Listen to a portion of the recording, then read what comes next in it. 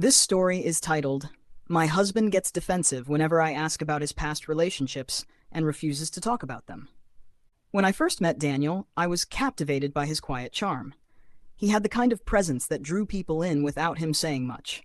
I was 42, a divorcee with a grown daughter, and he was 47, never married, or so he told me. There was something about his silence that intrigued me. Unlike other men who boasted about their past, Daniel seemed uninterested in sharing his. At first, I thought it was refreshing. He didn't dwell on exes, didn't compare, didn't bring baggage into our relationship. It was just us, pure and simple. Or so I believed. We married within a year, and life was wonderful, except for one thing. Every time I asked about his past, even in the most casual way, he'd shut down. At first, it was little things, brushing off questions with a chuckle or saying, "That was a long time ago, doesn't matter now." But the longer we were together, the more I realized that Daniel's past wasn't just a closed chapter. It was a book locked away in a vault. One evening, as we sat by the fire sipping wine, I asked, "Daniel, were you ever in love before me?" His face tightened. "Why does it matter?" I laughed, trying to lighten the mood. "Just curious. I love hearing about people's lives before they met." His jaw clenched. "I don't see the point of digging up the past." I let it go. But the seed of doubt had been planted, then came the nightmares. Daniel would wake up in a sweat, gasping for air. I'd reach for him, but he'd pull away. I asked what was wrong, but he only muttered, "Nothing. Go back to sleep." One night I woke to him mumbling in his sleep. His voice was thick with distress. I leaned in only to hear him whisper a woman's name. "Catherine? No, don't." I froze. My heart pounded. Who was Catherine? The next morning I decided to ask. "Daniel, do you know someone named Catherine?" His entire body went rigid. "Where did you hear that name?" "You said it in your sleep last night." His expression darkened. "You must have misheard." He grabbed his keys and left the house. That was the moment I knew. My husband was hiding something. I started paying closer attention. His phone was always face down. He never mentioned old friends or family. And whenever we ran into someone who seemed to recognize him, his grip on my hand would tighten just a little too much. Then one day I found an old shoebox in the back of his closet. My heart pounded as I lifted the lid. Inside were yellowed letters tied with a faded ribbon. My fingers trembled as I unfolded the first one. "My love, I can't bear to be apart from you much longer. Every night I dream of the life we were supposed to have." The letter was signed, Catherine. I stared at the name, my mind reeling. The handwriting was elegant, old-fashioned. The date at the top, 25 years ago. I pulled out another letter, then another. They were all from her, all filled with longing, with sorrow, with love. And then, at the bottom of the box, I found a newspaper clipping. It was dated 1998. The headline sent a chill through me. "Local woman, Catherine Holloway, missing under mysterious circumstances." My breath caught, my vision blurred. Catherine had disappeared. And my husband, my Daniel, had been involved with her. I heard the front door open.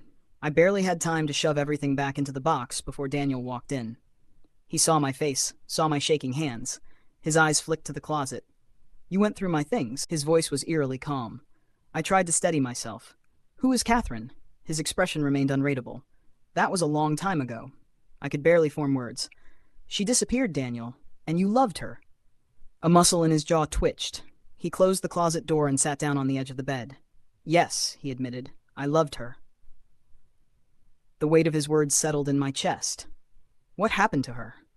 For the first time I saw something in his eyes, fear. "She vanished," he said quietly.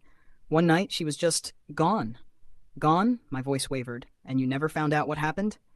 He exhaled slowly. "There were rumors. People thought I had something to do with it." I sucked in a breath. "Did you?" His eyes snapped to mine. "No." But I wasn't sure I believed him. That night, I lay awake beside him, my mind racing. I thought of the letters, the desperation in her words. I thought of the article. And then I thought of Daniel's nightmares. What if he wasn't just grieving?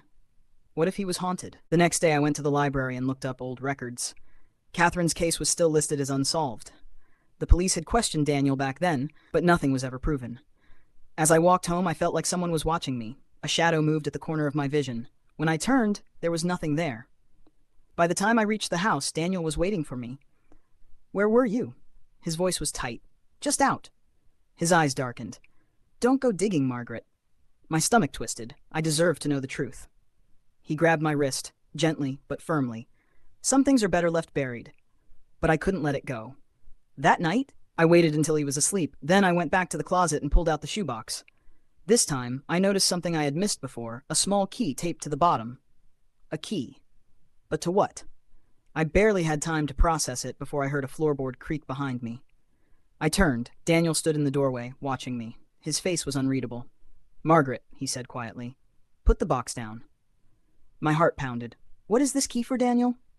He didn't answer. Instead, he stepped closer. And then, in a voice barely above a whisper, he said, "You really don't want to know." I didn't sleep that night. I couldn't. Not after the way Daniel looked at me, the warning in his voice. But it wasn't just fear keeping me awake. It was something deeper. A gnawing sense that I had stepped into something I wasn't meant to. The small key was cold in my palm. I hid it beneath my pillow, my mind racing with possibilities. Morning came too soon. Daniel was already up, sitting at the kitchen table with a cup of coffee. His eyes flicked to mine as I entered the room. "I was thinking," he said, his voice measured, "maybe we should take a trip, get away for a while." My stomach twisted. A trip? Now? Just when I was getting closer to the truth? "I have work," I lied. He held my gaze for a long moment, then gave a slow nod. "All right." But I didn't miss the way his fingers drummed against the table. I left the house, the key burning a hole in my pocket. I had no idea what had opened, but I had to find out. That afternoon, I returned to the library, poring over old articles. Catherine Holloway's case had gone cold, but I found something new. An address. The last place she had been seen. A house on the outskirts of town. A house Daniel used to own. My pulse pounded as I drove there. The house was abandoned now, its windows boarded up. I stepped onto the porch, heart hammering, and tried the key on the front door. It didn't fit. But then I saw something, a small shed at the edge of the property. My hands trembled as I walked to it. I slid the key into the rusted lock. It clicked. I hesitated, my breath shallow, and then I turned the handle.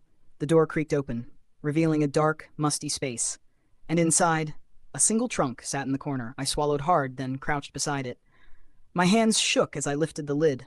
At first, I didn't understand what I was looking at. Old clothes. Letters. A locket with a picture of a young woman inside. Catherine. My throat closed. I reached for one of the letters. The paper was brittle with age, but the words were still clear. "Daniel, I'm scared. I don't think I can do this anymore. Please, if you love me, let me go." My breath caught, and then I saw the last item in the trunk, something wrapped in a faded cloth. I unwrapped it carefully, my pulse roaring in my ears. A bloody dress. The world spun. I gasped, staggering back, the air thick with dust and memory.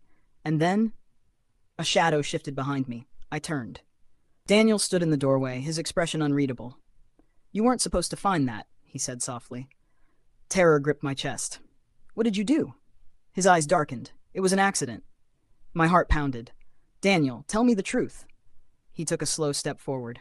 "I loved Catherine, but she wanted to leave. She was going to tell the police something that would ruin me."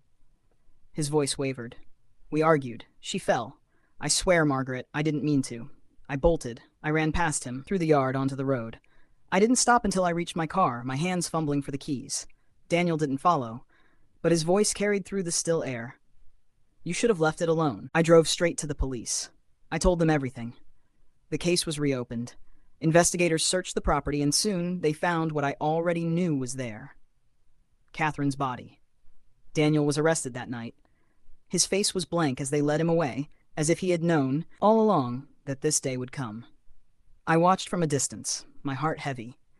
I had loved a man I never truly knew, and now I would have to live with the truth.